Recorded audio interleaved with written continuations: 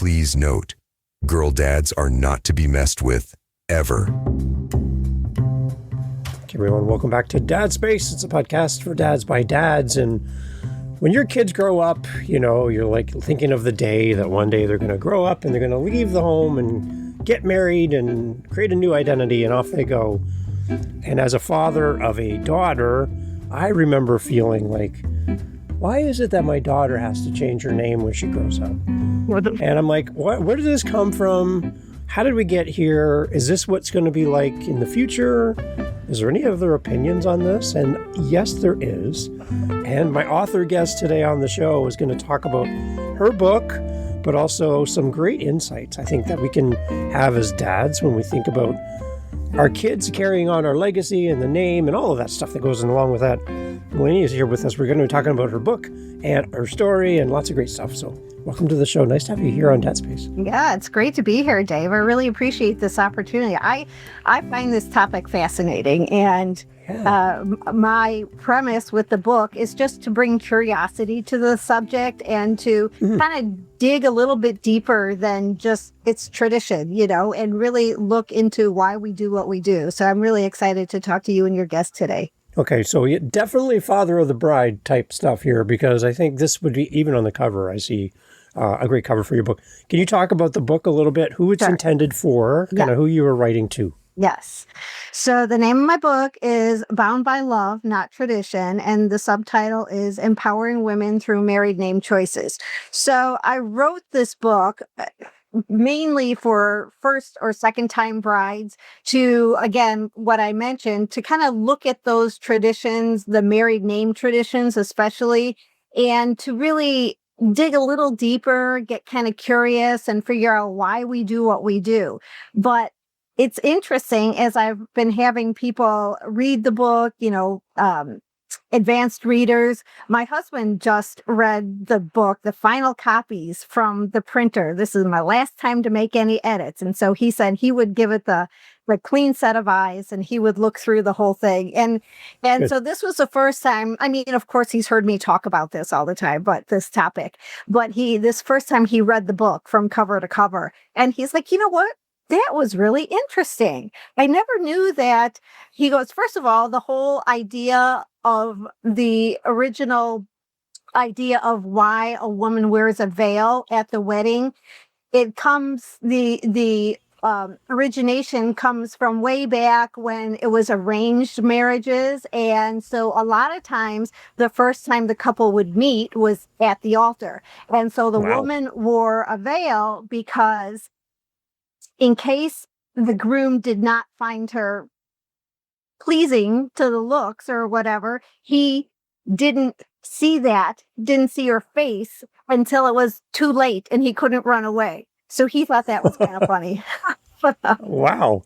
And he also found really interesting that he's like, you know what? I never understood why my mom would always receive mail or invitations that said Mrs. Thomas Nyhand. Why didn't they just put, her first name and last name? But in my book, I kind of look into some of those etiquettes, some of the histories, some of the different trivia and other laws that other countries follow. And so he found it really interesting that the prefix MRS, it actually originally stood for the wife of. So, so MRS meant the wife of Thomas Nyhand, so for it to say Mrs. and then Beverly Nyhand would be ethically incorrect, originally, because she wasn't the wife of Beverly Nyhand. She was the wife of Thomas Nyhand. So that's where MRS, that was the correct etiquette back in the day. Nowadays, people kind of use it as they choose or whatever they feel is correct. But, in the past, that's what the etiquette was. Okay, so you could have written a book about anything, and you've chosen this. What was the spark that made you kind of go, I want to go and talk, I'm thinking research and develop this out? Why this? Why did you do this? Yeah. You know what? I've been a journalist for 25 years, and I got my degree in applied behavioral science, which is actually, the study of relationships, how people react to each other.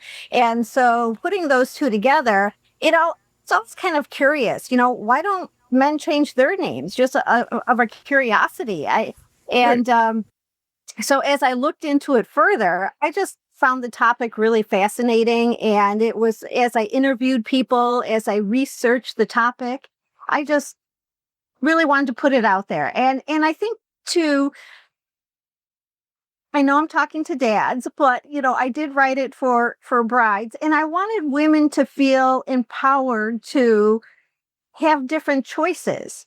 There's a lot of pressure still in today's day and age for the women to, they want to please the man that they're marrying. They want to please their new in-laws. They want to, make sure everybody's happy, but at the same time, they want to be true to themselves. And as women have degrees, they have careers before they get married. Sometimes it's a branding issue too, that they want to keep their identity, but at the same time, they don't want to hurt anybody. So I created this framework called SELF. So the S stands for significance, the E is empowerment, L is legacy, and F is framework. And throughout my book, each chapter is named one of these. So it was just looking at what's the significance of your name, and do you feel empowered to ask for what you want? What legacy do you want to keep with your name or provide with your name? And what freedoms do we have here in the United States? Because other countries have laws around what you can and can't do with your name. So it's interesting in the United States, there are no laws. There used to be laws. So I just thought this is a really interesting topic. I wanted women to feel more empowered to find what works best for them, and how to have conversations with her soon-to-be husband and maybe the in-laws and maybe their families around what works best for their couple. And I find it fascinating, and I wanted to share this information with everyone else. Now, there's a very popular couple out there who are engaged. Taylor Swift is engaged. Now, what happens to Taylor when she gets married? Is she going to, you talk about legacy and people knowing her name, will she be Taylor Kelce? Or will she be Taylor, what's going to happen with her? So there's some really popular, and you talk about building a brand around you and people knowing you for your original name, your birth name, right? And then this whole new side of you. Are we at that point, do you think, where it's not as important to have our name changed? Your personal opinion. What do you kind of feel? Right. It's interesting you bring up Taylor Swift and Travis Kelce, because in previous interviews, she said that she's not changing her name no matter what. And I mean, this was a couple of years ago, and so she hasn't officially made that announcement, but there's a lot of betting going on about the Taylor Swift and Travis wedding. I mean, bets like when the date is going to be, when they'll first announce a pregnancy, who's gonna, all these different things. And so one of the bets that I found interesting out there is, because she's already said that she is Taylor Swift, she's not changing her name, will Travis Kelce take her name? Oh. So, right? So, because, I mean, that is an option now too. And not only, would he take the name, but how in demand a jersey, an NFL jersey with the Swift Kelce name on the back of it, and how that would be a huge marketing thing. So that's kind of a fun idea there. But what? I think, to get back to your question, I think, the couple needs to figure out what is best for them. There's nothing wrong with a woman taking a man's name, but at the same time, there's nothing wrong with a man taking a woman's name, or the two of them hyphenating it or creating a new name. Maybe they want to, somehow put their names together, or even come up with something completely brand new. But I think it's just wonderful in our country that we do have so many choices, and that the couple can come together and figure out what's best for them. And there are some couples, Zoe Saldana. She's she's an actress, and she got married in 2013 to a man with an Italian background, and he's the one who came to her and said, "Hey, you know what? I'm really proud of you. I want to incorporate your name into my name." And she's like, "Oh, no, no, no, you'll be so emasculated, all your Italian friends will give you such a hard time." And he's like, "You know what?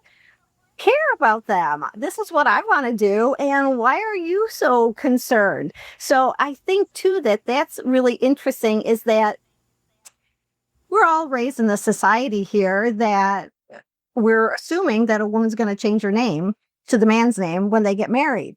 So even the women are like, "Oh, well, how are people going to look at you if you take my name?" And he's like, "I don't care. I'm going to do it." And so he did. He hyphenated her name onto his, and she did the same thing. She hyphenated his name onto hers. So that's a fun idea. And there's plenty of other couples out there too. Penny Vega. There's a couple that's well known in Hollywood, and they weren't sure. They always thought, "Oh, wouldn't it be fun to just squish our names together and just put Penny Vega?" But they didn't know what the process was or how to do it. So when they went to get married, and it's time to sign the license, and they're like, "Well, what if we just put it down here?" And so they did. They just put their two names together, Penny Vega, and they're like, "Okay, that's what it is now." And they went and they changed, both of them changed their Social Security and their driver's license, and Wow. actually it is as simple as that. When you get married, in most states, a man can also change his name at marriage.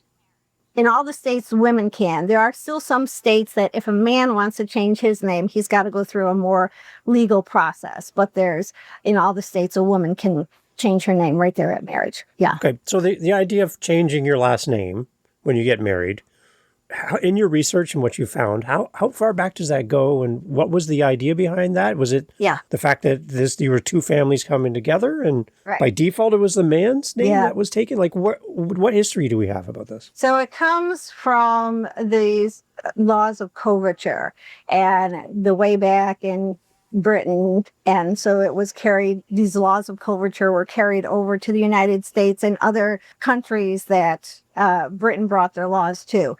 So the idea of coverture was that a woman was covered or protected by her father until she got married, and then it switched to being covered or protected by her husband.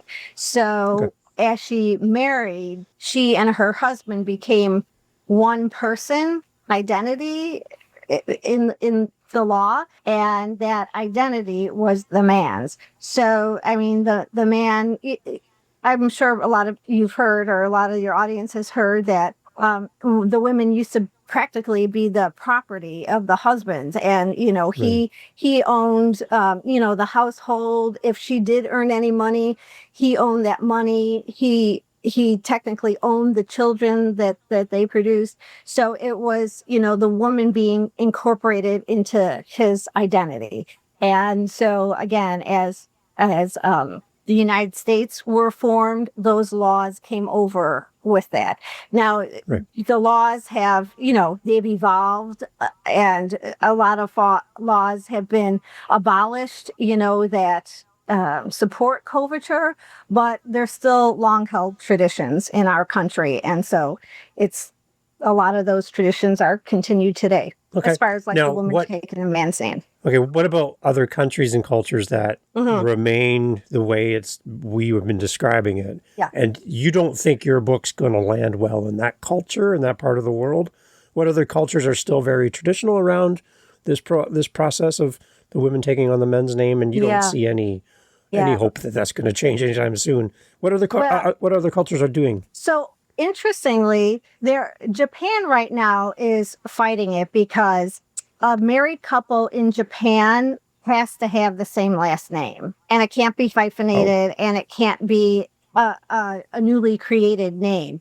They either have to take the man's birth surname or the woman's birth surname, and 99% take the man's birth surname. In fact, married couples are not considered legal married couples if they don't have the same name. So they can't hyphenate, and this is the law in Japan, and they're kind of fighting it right now because women feel like, hey, one of my brand is my name and I want to keep it. So in Japan, they're kind of fighting it. In Africa, just recently, in the past 12 months, men are now allowed to change their name. They were not allowed to change their name at marriage or for any other reason like that. So that law has just changed now too, especially with like same-sex couples. Two men, they might want to have the same last name, but in Africa they were not allowed to. So that law has just changed. But for example, in Greece, during a wave of feminism in the 80s, they made a law saying that women are not allowed to change their name when they get married. They felt that this would be a more equal approach to things. And even in Quebec, not all of Canada, but just Quebec, they have the same law. Women are not allowed to change their name when they get married. Really? So again, in the United States, there are no laws in the United States saying that a woman has to change her name or a man can't change his name. We have options. We have the freedom to do what we want to do with our names. And but although it wasn't until 1983, so not that long ago, that Alabama, which was the last state in the United States, abolished the law that women could keep their own birth surname at marriage. So things are changing little by little, but as of right now in the United States, we can do whatever we want with our name. Okay. All right. So here's a mechanical question, Yes. and I don't really know how to process this. I see like on sports teams and stuff, you'll see players with hyphenated names on their shirts. And sometimes those names get really long. They do. Like they kind of become like a upside down U shape across their shoulders because it's so long, right? Wraps all the way around. Yeah. Now, let's say a couple gets together and they hyphenate their names. Their children have hyphenated names growing up. The children grow up to be adults and marry someone else with a hyphenated name. Right. Does that mean that they will have Four names potentially now? 4 hyphenated names? Right. Is that what we're saying? If that's what they choose, I think Wow. most people would not choose that. And that's the fun thing about this topic is that people are still kind of like stuck in the box of what we can and can't do with our names. Right. And it's just really fascinating to look at all the other options. In fact, I talked to a couple who their parents gave their children hyphenated name, but they told the children that as they were growing up, they said the reason why we did this is because when you get married, it's kind of unrealistic to now, if you have a hyphenated name, to combine that with somebody else who has a hyphenated name. So the parents' idea was that the kids are going to have to decide, what are we going to do with our name? And there are so many choices and there's so many options. I mean, maybe they each take one name. If the new couple they both have hyphenated names, maybe he chooses one name he's going to go with and she chooses one, and now they both have hyphenated names again. Or, you know what? Maybe they completely create a new name, or Right. or there's just so many different options. So it all depends on what works best for that couple. I know I was thinking about my stepdaughter who her last name is actually her mother's ex-husband's last name. So my stepdaughter has no relation to that man, but because of circumstances, that's her legal name. So for her, she might be like, I'm good with changing my name because I don't have any ancestor or any relation to that name. But, it all depends on the situation for the couple, and they get to choose what they want to do best. But to me, the most important thing is that couples have intentional conversations. They sit down and they say, here's what's important to me, or here's what's important to me, and what are our different options? What do we want to do moving forward?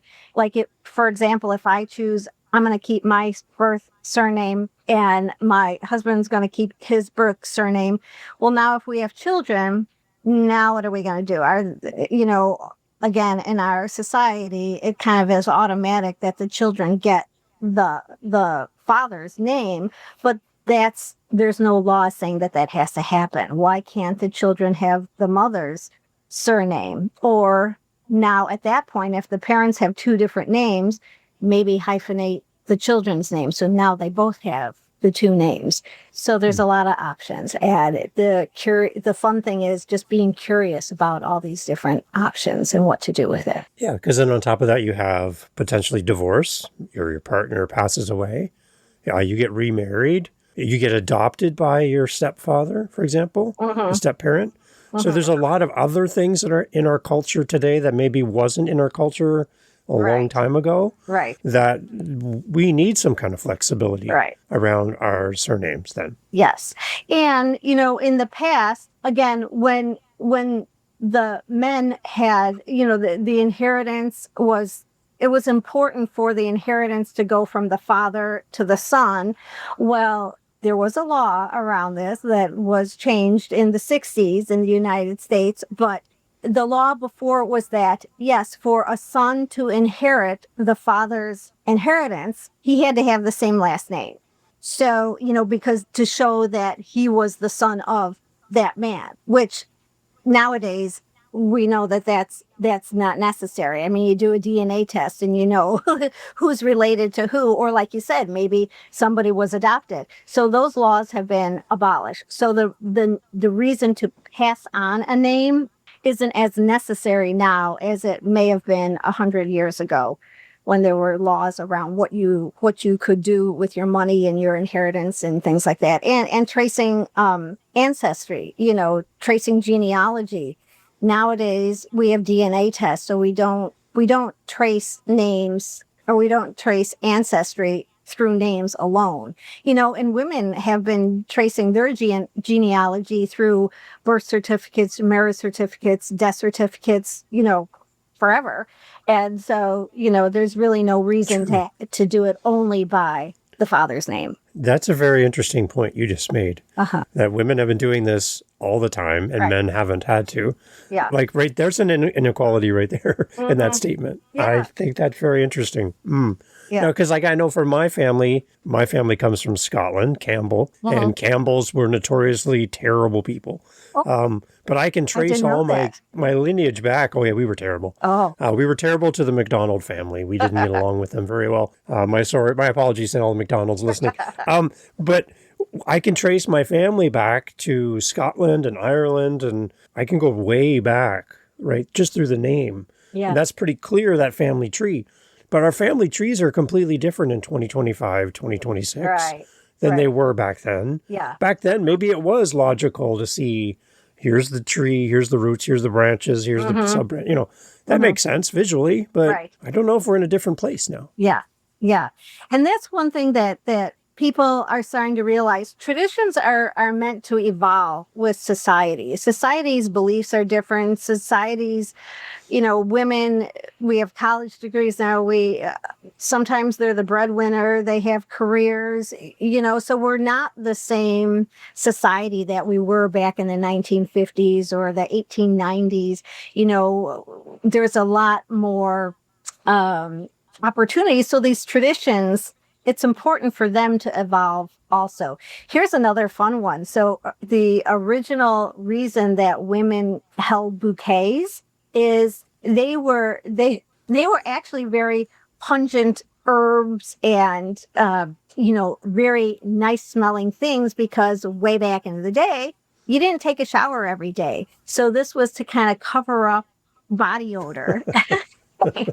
But now, brides still carry bouquets, but the tradition for why, or the symbolism for why they carry the bouquet has even, because now we do take showers every day. Now we have deodorant. Now we don't need the floral and the pungent herbs to cover up our body odor. So it's important for traditions to carry on. I mean, sometimes now too, the whole idea of tossing the bridal bouquet at the wedding, a lot of couples are deciding, you know what, I don't want to do that. Or they kind of evolve that tradition to throw a teddy bear to the kids because a lot of women, single women, there's a lot of women who they're perfectly content with being single women, and they don't want to be called out on the dance floor and told they're going to be the next one to get married. So, the couples are kind of evolving things, or maybe they don't like cake. Maybe they like donuts. So they're kind of evolving how they want their wedding to look like. And it's happening with names too. In fact, I talked to one couple, and they didn't want to start their marriage assuming the woman was going to take the man's name. They felt it was again, an outdated tradition, but he's an engineer, and he said that he wanted to make sure it was fair. And they were both okay with, they just couldn't decide. Should we take his name? Should we take her name? And they didn't feel that both of them should change their name because there's more paperwork and things like that. So at the altar, they flipped a coin and ended up being on her name. So they took her name as their married name going forward. Wow. That'd be fun for the audience and congregation to watch that happen and root for them. Yeah. The one thing though that they learned from that, and there's been a couple of other different trends, like a couple playing rock, paper, scissors, and whoever wins the third round, they took that name, or letting the audience vote for, should we take his name or take her name? But the one thing that a lot of these couples have learned is that doing it right there at the altar and not telling anybody ahead of time, some of the older generation, silent generation, the baby boomers, they're kind of like, that's kind of like a big breach of etiquette. And so they found that it's important to maybe talk to parents, talk to grandparents ahead of time to find out, how do you feel about this? And, we don't want to, what the couple who flipped the coin at the altar, he said, some of my relatives were kind of godsmacked. And I'm like, oh, really? That's quite an interesting word to use about that. So they felt that, being a little bit more compassionate maybe, or being a little bit more, with their parents and grandparents and some of the relatives was important as they evolve this tradition that some of the older generation feel is really a breach of etiquette if you're not following these traditions. That's a smart thing to talk about. I like that. Well, being that this is Dad's Space, you're going to come on Living the Next Chapter and talk more about the book. So we can continue the conversation there. But for dads specifically, let's talk to the dads who have daughters who maybe in 2026 are going to get married.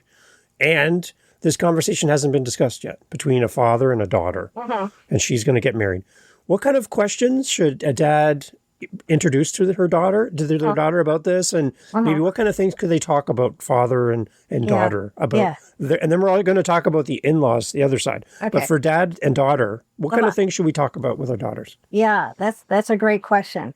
I think the first thing too is just not to assume that the woman will be taking the man's name. Again, as the younger couples are a lot more comfortable with non-traditional approaches to a lot of different things in the wedding. Maybe they want the mother and the father to walk the bride down the aisle, or, they want to personalize it to what works best for them. And here's a fun story. So this couple got engaged, and they hadn't decided what they were going to do with their name yet, but they lived in a part of the country that monogramming is really popular. And so the mother-in-law, she wanted to be the first one to give her daughter-in-law a set of, I don't know if it was a sweater or a set of napkins, something with what she expected her daughter-in-law's new initials would be. And the bride-to-be said it was a very awkward situation because that's not what they're planning to do. So I think number one, just don't assume. And that kind of goes with a lot of the wedding traditions. Don't assume that, the woman is going to be taking the man's name. And I think it's very fine to just come right out and say, hey, what have you guys talked about your married name choices yet? What, have you guys decided what you're going to do? And just kind of come right out with that. But I think too, especially for dads, just kind of asking themselves, what are my expectations and why do I have these expectations? And what if my child doesn't have the same expectations? Am I going to be okay with that? And so just kind of being open and kind of being curious about the whole thing. Okay. Anything in addition to that from a father to a son? That kind of conversation? Yeah. Well, beyond what you just said, is there anything else we should talk about to our sons about this? I recently read an article, the parents of the groom and the groom and his bride-to-be, they had announced ahead of time that he was going to take her name. And the mom was like, oh, okay, just kind of like, that's different, but the dad was really upset. He's like, and he started giving his son a really hard time, kind of like, oh, I don't know what he said, but just saying like inappropriate things. The mom felt that her husband was saying really inappropriate things to their son, and more like laughing, like, oh, who's wearing the pants in that relationship, or I don't know, something like that, where the son was clearly kind of upset about the whole thing, like, can't you respect my decision or whatever? But the dad wouldn't let it go, and he was just giving him such a hard time. So I think, in a situation like that, maybe, just kind of ask, do I feel hurt about this? Am I ashamed of my son? Am I, how can I continue to respect my son's decision and not feel hurt? And, maybe have that conversation with, if you're not comfortable with your son, maybe, talk to your wife about it, or, a friend or somebody, just so, you can respect your child's decision and not take it personally that they're doing this intentionally to hurt you, because they're not. They're just trying to personalize what's best for them. And then I guess the other side too would be the in-laws with the new husband-to-be or bride-to-be, that relationship around changing your name. What can we do to de-escalate that conversation and make it more smooth and more not so stressful? Like, what can we do as an in-law with our future son-in-law or daughter-in-law? Number one, I think the best thing is to have open conversations. And I tell people, try to consider this, because this is actually a really complex subject. It's very personal on what works best for the couple. And then it's also very, complex in our society. And so I suggest that people kind of think about it like you're talking about what color you want the theme of the wedding to be. I mean, the topic of married name choices is much more important than the color theme for a wedding. But by thinking of it more on that level, you kind of take a lot of the emotions out of it.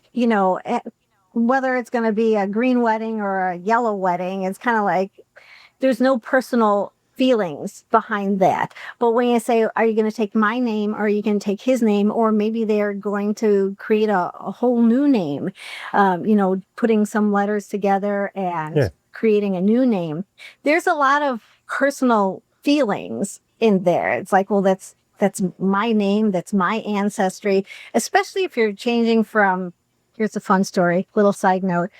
When my husband and I, when I got remarried, he and I were talking about our married name choices, and, just to kind of keep the conversation going, I said, well, maybe you'd want to take my name. And his first thought was, well, I don't want to take your ex-husband's name, because he's still associated my name, even though I've had it for 20 years and it's been my adult name all the time. So for me, it's like, well, it's my name. It's not just my ex-husband's name, but he saw it as my ex-husband's name, and he didn't want anything to do with that. And then I said, well, okay, how about we choose a name just to kind of keep the conversation going, just to kind of explore different possibilities. How about we go back in my family tree and maybe how about we take the name Schultz? And he's like, Schultz. He goes, Irish. I'm not Jewish. So for him, his identity was wrapped up in the Irish culture of that name. So there's a lot tied into a name, as far as your identity and the significance of it. So to have these open conversations and try to just talk about it a little bit lighter and not so deep that it's my name and it has to stay this way. And try to kind of look at it. Well, what does that name mean to you? And so if your child doesn't take that name, your son, especially if he doesn't take that name, what does that mean? Does that mean he's not in your family anymore, which is not true? Does that mean you love him any less, which is not true? Does that mean that he's going to abandon you, which is, not true? So to, even just to sit with those yourself and just ask yourself those questions and maybe not even talk to anybody else about it, but just kind of be curious about it and see what that means to you would be very interesting. It's a very timely book to have out in the world. And again, going back to Taylor and all of that, like maybe I know that Taylor listens to this show. So obviously she's going to buy a book, right? Obviously she's going to buy a book. So if Taylor was listening right now, your advice to Taylor, kind of based on the book, what would you kind of guide her towards around? Because she's a very public figure. Right? But also Travis is also very public. He's got stats makes them attached to his name. Magnificent, right? And bringing the NFL fans in with the Swiftie fans, that's a huge, fan base right there. What I would love to see is for them to combine their names somehow, either, hyphenate or maybe they both keep their own names because they're just so popular and those names are their brands. But then when they do have children, figure out different options, like maybe then hyphenate the child's name or give the child the Swift name, which here's something interesting. I'm sure when I said that, give the child the Swift name, I have a feeling that kind of like bubbled up some anger in some people, right? Kind of like, what? You can't do that. But again, just kind of sit with it. Like, well, why can't we? Why can't we? What?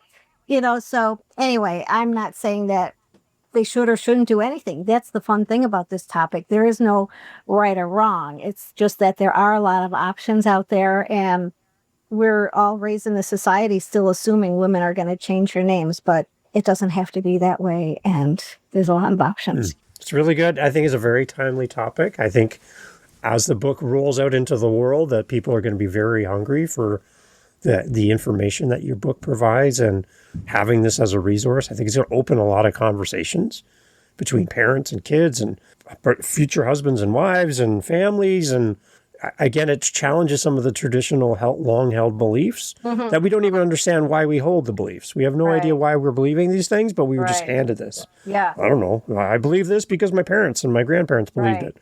But why do you believe it? Well, I don't know. Right. So you've definitely challenged us today. I love this. Well, a quick side note is one interesting thing. I thought it'd be fun to on Family Feud. I don't know if you know Family Feud, but on Family Feud, it says, survey says, we surveyed 100 people. So I thought it'd be fun to ask 100 men. Actually, I didn't ask 100. I asked about 50. Like, why don't men change their names? And, a lot of answers that I got, well, it's tradition. That's just the way it is, and so the fun is when you can kind of get a little bit deeper. And so there was some fear in there. It's like, well, what are people gonna think of me? And that's just weird, a lot of just kind of surface level things. The number 3 answer I found really interesting, and because they were kind of open to that, but they're like, well, nobody asked me to change my name. And I'm like, oh, is it as simple as that, to just say, hey, well, let's just sit down together and let's talk about all our different options that we have, and let's figure out what works best for us. And that's what it's all about. Now, go to the Family Feud set on TV. Yeah. You have Family A and Family B. What's behind them on the wall? Their family name. How many hyphenated names will be on the screen for the amount of people in the row, right? Yeah. Daughter, son, father, wife. Yeah. Think about that for a second. Mm-hmm. Like, that's interesting too. Yeah. Right? It's right there on the screen. So I met a couple that I don't remember what their individual names were, but they decided to create Wilder is now their name because they took some of her letters and some of his letters and came up. So they have a very unique name for them because they created it themselves. And because it was important to them that they had one family name, you know, and going forward. So the kids all have one name. So they just created a new name. There you go. There's a lot of options. A lot of options. This is great. It's a great book, a great topic that I think a lot of people need to investigate. And again, before you focus on the color or the flowers or the cake or the donuts, start talking about the name. That's really important. You're going to carry that through long after the cake is gone. That's right. That name is going to stay, right? It's your identity. So put some thought into that and grab a copy of the book. Again, Bound by Love, Not Tradition, Empowering Women Through Married Name Choices. And I'm really excited to have you here on the show on Dad Space. Well, thank you. We'll have you back for Living the Next Chapter. We'll keep talking, but this is really great. Where should we connect with you to find more about you and the book and all the great things about our names? Right. Well, the book is on, it's on all your local favorite bookstores. You can buy it there, Barnes & Noble, Amazon. My website is melaniajoy.com, and it's available there too. Thank you, Melania. Thank you so much for being part of the podcast. So glad to have you on the show. Thank you, Dave. This was so much fun. Excellent. We'll have you back for Living the Next Chapter. Everyone, stay tuned. There's more to talk about. But go and check out Melania's book and share this with your loved ones as well. Melania, thanks so much for doing this. I love having you on the show. Thank you. Hey, thanks for sticking around here to the end of Dad Space. I appreciate you for pressing play and being a part of our community at dadspace.ca is the website, as always. And if you are interested and you'd like to fill up our cup, because dads, we drink coffee. So, hey, anytime you feel the need to say, I want to give David coffee, I would love it. I would appreciate it. I take 2 cream in my coffee, no sugar, because it's not a soda for our American friends. It's a coffee. Just cream. What do you take in your coffee? Let me know at dadspace.ca. If you want to support the show, there's a buy me a coffee right there. Love to fill up my cup, and I thank you in advance. And thank you for being part of Dad Space. We'll talk soon.